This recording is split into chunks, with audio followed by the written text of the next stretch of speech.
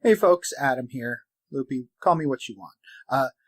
This video is going to be about assembling and painting the Frontline Gaming Orc Terrain. It is a beautiful series of terrain. I am super stoked about putting this together because I've been looking at it for a long time. It's actually been in the house for a couple of months.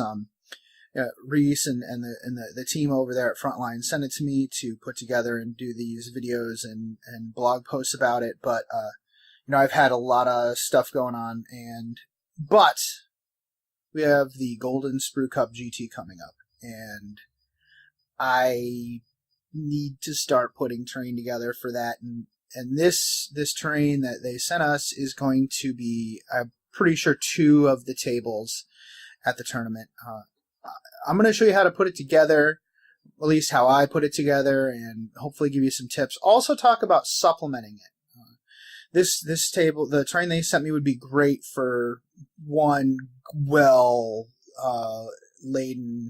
battlefield. But I want to supplement it with some hills and cactus and stuff like that. You'll see.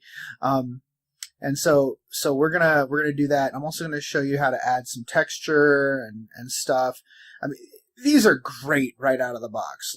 Let there be no doubt. But they're also very friendly for people who want to take it the extra mile too. So I want to show you all aspects of that. So we're gonna build them. We're going to paint them and also get some other tips as well along the way. So if you want to attend the Goldensprue Cup GT, it's in East Greenbush, New York on January 13th and 14th. That's Martin Luther King Day weekend, so you'll have that long weekend for some of you who have Monday off. Please come up, check out GoldensPrueCupGT.com, where you can buy your tickets off of the Best Coast Pairings app and see everything we have going on. We'll have more on that at the end of the video, but let's just get into the terrain, shall we? I'm really eager to dig in. So for this terrain, you're going to want to use wood glue. You don't have to use Elmer's. Obviously, you can use whatever terrain you want. But I'm using Elmer's here. You also want to have some water available. What I like to do is I like to mix the Elmer's with a little bit of water and have it handy in a palette. It's a lot easier to keep control of your glue if you do it this way, if you use a brush to brush it on the exact location on your model where you need it, okay? You'll want a nail file of some kind. Whatever your favorite one is. Brushes, your bad brushes, don't use your nice brushes. You are brushing on glue. And you're going to want a hobby knife for trimming some of the flash. There's not a whole lot of flash. That's also what this nail file is for. There's not a whole lot of flash, but you're going to want to scrub it off. You'll note that the instructions don't come in a box. Instead, you're going to go on to Frontline Gaming's website and you're going to look up the terrain that you picked up, and you're going to build it using the instructions there. This allows them to keep up on their keep up on the instructions and keep them updated. It's a really good idea. Instructions are right here. Where you buy it, you then there's links from the shopping cart to where the instructions are. You can also download these as a PDF if you want to do it at your game store or something. That way you'll have it ready for when you're building it with your other players. So you'll note that they have the parts all listed out and which section each of the parts goes with. This is an amazing feature. It allows you to take apart the sprues and arrange them where they need to go, and it allows you to follow along with the step-by-step instructions. It is amazing. Having put together one of the pieces already, I can really see the value in doing it this way. As you can see, we've got the pieces for the ground floor laid out by section. Again, this will help you really keep organized as you build your model. Please note that there is some slight variation between how some of the details work in the instructions and the different kits that have been produced. For example, see the piece, the long piece on the bottom, the red piece there? Note that it has 2 pieces chunked out of it. In this one, there's 1 little piece chunked out. And in the one I built earlier, there are 2. And they're in slightly different locations than the one from the instructions. Middle, bottom, upper left, lower left, upper middle. So there is variation between the pieces. What really matters is the ends and how they match up with the holes and the sizes of the holes. That's why it's going to be pretty important to be dry fitting these as we go. Okay. The first thing we're going to do is match up the sides with the instructions. I've done this already, so I want to let you know how important it is to go ahead and do that dry fit. You'll get a dog treat if you do it the right way. You'll note that it's going to be really important to dry fit everything and make sure it fits. Now, you might actually fit well, but it won't match up with the instructions. You might actually fit, but it won't match it. You want it to match up with the instructions, and you want the box to look like this with the same pegs sticking out. You're going to want those pegs sticking out properly, because that's how you're going to hang on your details after, okay? Because you'll see that it has little rectangular holes all in different sizes.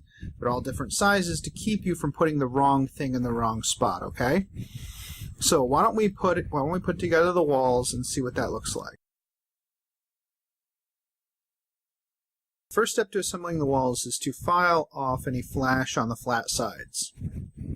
Like right here, up here on this peg, right there. We're going to use just a regular nail file for that. Now later you're going to have these holes. Those might have a little piece of flash in them. The cool thing is, though, that that's going to create additional friction for holding the pieces together, so there's really no need to file inside those holes, okay? Let them stay, and it'll just help hold the model together. Early on, you'll see there's some extra holes here, offset from the main body holes. That's because there is a ladder that gets pegged here. Okay, so be careful. You might have some pieces that actually match up, but you need that side. You need the ladder side to be on this side. Now I'm going to go in and start adding the details for the ground floor. You want to do this. You want to do at least each floor all at once, because you have things like, see how the glue is kind of sticking out here. I mean, you have these holes here. I don't have any glue in them, but it's possible you could get some glue in there, and not doing the entire ground floor might leave those holes filled with a little bit of glue and make it more difficult to add the details afterwards. So what we're going to do is we're going to fast forward, and we're going to go into each of these sections, which again I have separated out nicely, and we're going to go to each side one at a time and put it together. Now you'll note that the instructions actually have you do them in order, in a very specific order. There's a reason for this. Some of the pieces are tabbed. They're glued in with a tab.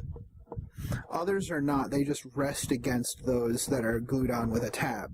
So they have you doing the tabbed pieces first, then resting the pieces without tabs on against them flush.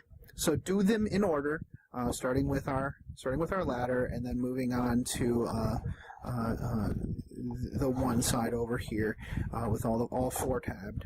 So if you're like me and have a couple of towers or a couple of other pieces, some of these kits seem to have, the sides seem to be somewhat customizable.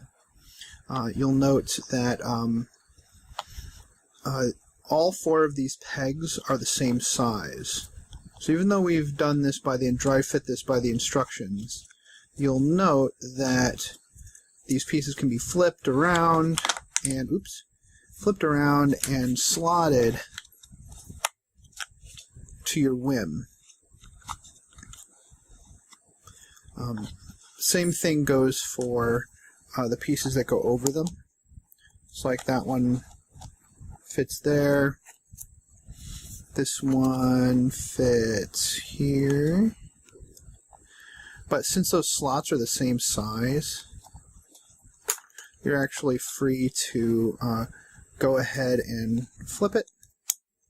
Slot that one there. And flip this one. And slot it there. But you can do whatever you want. You just have to make sure that you have the clearance, the flat clearance up here at the top where these pegs are, so that you can put your roof on later, or in this case the second floor. That's all. You just need to make sure that this is flush, and that this next side, your pieces can be butted up against it. Otherwise, and also the pieces on this side need to go on this side. So you can have some variation in your decorations. I'm not sure if this is going to be the case when this is posted or when you watch it, but there are also, in the instructions, there are some note of some cardboard pieces, which they didn't do for the Orc kits in the end, but it's still in the instructions. It's just to add a little bit more detail to the Orc kit, some more panels on the roof and the siding. Now, you know, the kit looks great without it, and I think it might have looked a little busy with those. We've finished assembling the ground floor. Note that I've noted some spots where the pegs match up on some of the little pieces. And I've done some swapping around. You can see where there used to be a little bit of glue here. Just to, again, differentiate it between my two pieces. You'll see little opportunities where you could swap pieces out and move them around. These Orc buildings are a little busy, so if you just use the instructions, there's nothing. I mean, not everybody's going to really notice, but it is nice to add a little bit of variety. So if you're wanting to have a little bit more stability for your model, you can feel free to go ahead and use your crappy brush and go through and hit the edges one more time for all these pieces. And in this case, you probably want to use your slightly more liquidy glue for that. So basically what I do here when I'm assembling these is to, every once in a while, squirt some of the wood glue into the water, and I kind of have this island of less diluted glue in the middle with the more diluted glue towards the edge, and I just use whatever consistency I feel like I need the most. So I gotta take some of that less diluted glue and fill the cracks of that little section there. Now, just wipe it with my thumb. No big deal. Wipe the excess off that way. And this will ensure it's a little sturdier for your typical gamer buddies, gamer friends, to knock it around and not pry pieces off. Okay, so what I'm probably going to do is I'm going to let that set, and I'm going to go have some lunch, and when we come back, I'm going to build the middle floor of the building. There won't be a lot of notes for that one, but there will be a bunch of notes for the top floor and the roof. Okay. So the second floor is on. You don't really need to put on the top in order to fix these things into place. These cross members hold the posts in place. Again, you don't need to rely on anything like super glue to hold it together. The cross members all do the job. I've put the top on here, the third floor because I'm just gonna keep on building here and getting that third floor on and finish this piece. I've matched these pieces up according to the instructions. You'll note that this piece and this piece show the slope of the roof. Same thing with this piece and this piece. This is a little higher because the roof is going to rest against it. You'll see once it's complete. For the top floor, we have some posts. One short, two long. Well, one super short. One short, two long. Do the short one first, because it's flush with the sides. Then we do the long ones, and then the front one goes on. And then we have some little... this is easy to miss. I actually missed it on my little one. These actually go right here on the edge for a little bit more depth. Isn't she lovely? Well, this looks really, really nice. You can easily get models in here to shoot and gain cover from that position. You can easily climb up to top and put some gentlemen up there or some ladies. It's pretty darn sturdy. Very nice. You know, these multiple cross members here add a lot of additional stability. You know, be generous with your glue. You know, these extra cross members here. Now, one thing I will say when building these is a lot of players love to pick these models up by the roof. Myself included, I am very guilty of this. No one's going to see in here, so I don't see a reason why you shouldn't just go ahead and get some of your thicker glue and go in here and just add some more to the roof. You could even take a piece of this sprue here and cut it up and stick some in there for an additional piece, just to add a little bit more stability. Also, I wanted to add, don't forget to save your sprue. You're going to have a lot of it left. The reason for that is you can actually use that in future projects, like this Zone Mortalis board that I made up. I'll leave a link to the video detailing that build in the notes for this video. So we're going to continue to build the rest of these, the rest of this terrain, and I'll make some notes as we go.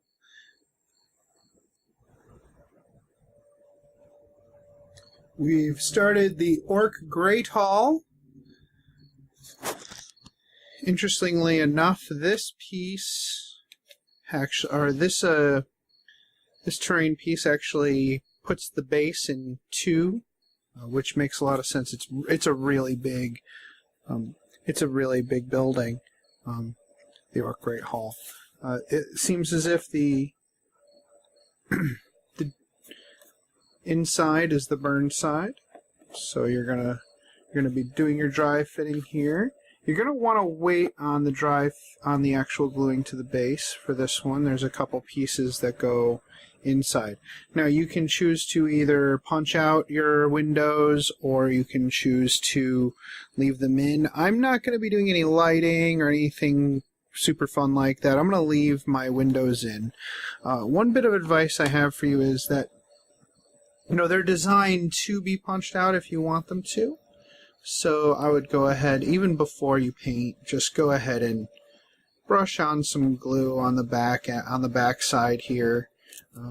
That will keep them in and not punch. They won't punch out, or at least they'll be less likely to punch out once you've got it glued to the base.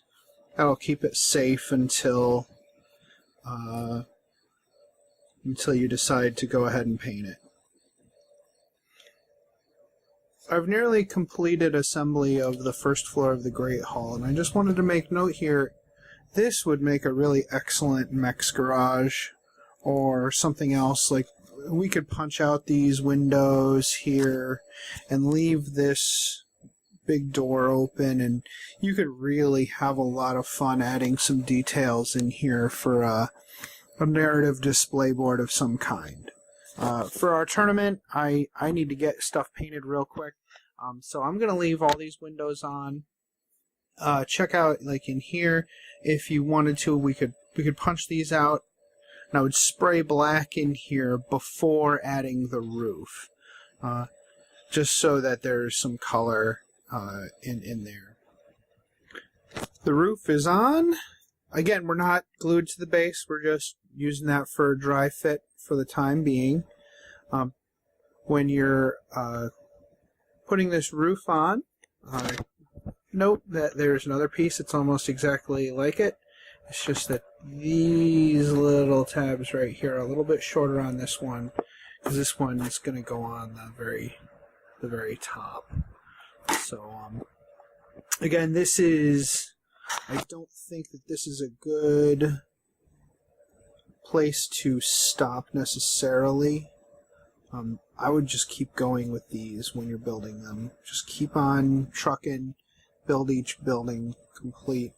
I don't think there would be a huge problem with finishing here, but we are dealing with wood glue, and we want to allow the building to use all the pieces to lock itself together, okay? And they've really built these in an ingenious way where you can slam these out in a day and get them built, but I really feel like you want to get them finished, okay? This is just such a huge, awesome piece. You are really getting your money's worth with this model. Again, I might go ahead and punch these bad boys out and use those windows. What you could do is you could take a piece of plastic card. You could punch these out and actually take a piece of plastic card and put them on the inside if you're not going to do any details. Or, like I said before, just go ahead and spray black inside before continuing with the roof. Alright, we've got most of the crenellations for the Great Hall finished. So, you can YOLO most of this. It really doesn't matter which direction you place it. Again, you can have multiples of these and just have the crenellations flipped for some of them, just to get a little different feel. The only difference is this one and this one. Obviously, this one has a ladder next to it. Has to be this way. And this one is very interesting. This little piece right here fits perfectly over this lip, but it can't go over the lip because this tower needs to fit flush over here and here. It needs to be flush. So this needs to be flipped so that this little hook is facing this direction rather than that direction. I'm not sure if the burned side is going to be the same side every time, so that you can't really go by that, okay? So just keep that in mind. The rest of them, you can, like I said, you just let YOLO them, and, well, this one here too has to be on this side, but other than that, everything looks like it fits nicely regardless of how you place it. Play with it, you know, that's why we're using the Elmers and not super glue. The Orc Great Hall is complete. You'll note that there are several affectations, such as these and these, this, that are not on the instructions. They're just there to give you a place, or give you something to add a little more depth to your model. So you'll see where I added mine. I gave myself some windowsills because apparently my orcs are very interested in cooling their pies. I prefer not to have a hole here, so we'll take care of that in the next video when we discuss modifying and customizing these models. It'll be very easy. I probably could have added this, and there was a hole here. I placed that there. Alright, moving on to the next model. I've started work on the Orc L-Shaped Building. So this top piece is very interesting. I would actually go ahead and make sure the platform is secured together before starting. And I actually used some of the flash pieces to add some support for them. Those are just two triangle pieces that I punched out of here. Then these two pieces are glued together on all three corners, and you don't need to wait for them to dry. These here tack them in and hold them. It's just that this platform would probably be a little bit easier to do if it was dry. But while you're doing that, you can set up this this structure here. These pieces are very specific, so see how this is up here, this is there, and that's down there. Very specific which ones go where. We're going to keep on building this, but I just wanted to give you that one little tip about the platform. Just working on finishing up the ground floor of the Orc L-Shaped Building now. I must say this is probably my favorite one so far. It's very, very clever. It has a lot of great layering, similar layering to the towers that the Great Hall didn't really have this great level of layering and ingenuity to it. I mean, check this out. Like, this holds back that wall, creates a layer, and then we have other way around. Perfect. Then we have this piece here. Creates a nice angle here. And then we have this that goes on top of this here, creating yet another layer and a kind of a crenellation for people to shoot from. What a wonderful, clever, layered design on this thing, and I'm not even finished yet. Really, really liking this one so far. I need to get more of these. This is great. Some of you folks out there probably looking at this and thinking of 8th edition, and maybe we want to cover up this bottom part. That's not going to be a problem. There are so many extra bits. A lot of this, like these triangle pieces, are from this kit, and if you bought this kit, you could just start filling in without a problem with the extra pieces you're going to have. That is not going to be a problem if you want to do that, and I think we will. And we'll talk more about that in the second video. Okay. All right. So we'll move on and see if we can't finish this one today. Yeah. This model is incredible. This is exactly what you're looking for in an orc, in a piece of orc terrain. This is exactly what you want to see. Look at how wonderfully crenellated and layered this is with all the different types of sheet metal, and I am going to have a lot of fun painting this. This is going to look beautiful on the table. I definitely need to buy more of these. Definitely, without question. I'll be picking up at least 2 more, I believe. Alright, so let's see if we can get the other pieces finished tonight. So the Orc Barracks is very much in the same vein as the Great Hall. So the roof is set into the walls, meaning you're very much relying on these pieces here to hold the walls together. Okay, so the instructions have you putting these crenellations on immediately. So you definitely want to do that. You want to make sure your crenellations get put on immediately, thereby holding the piece together. It's a good piece, but you just definitely want to make sure you're doing your crenellations immediately, and so that it does stay held together. All right. Well, this is a pretty impressive set of terrain. Now, if you go on to the Frontline Gaming website, you can actually get a bundle deal of this Orc Terrain that comes with all of this, plus two of these, the containers, and it also comes with an additional Barracks and a Badlands FLG mat for $200.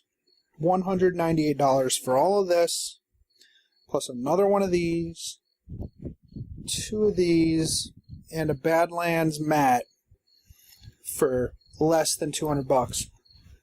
That is really impressive. That's a great deal. So next week we're going to go through this and we're going to do some conversions. We're going to take some of our bits here and some plasticard, and we're going to kind of make a few adjustments, show you how easy it is to modify this terrain for your own purposes. I'm also probably going to order another 1 or 2 corner buildings and build those and show you how to add some hills to this. I'm going to try to stretch this to a couple tables worth of terrain. Shouldn't be hard. Alright, thanks for watching.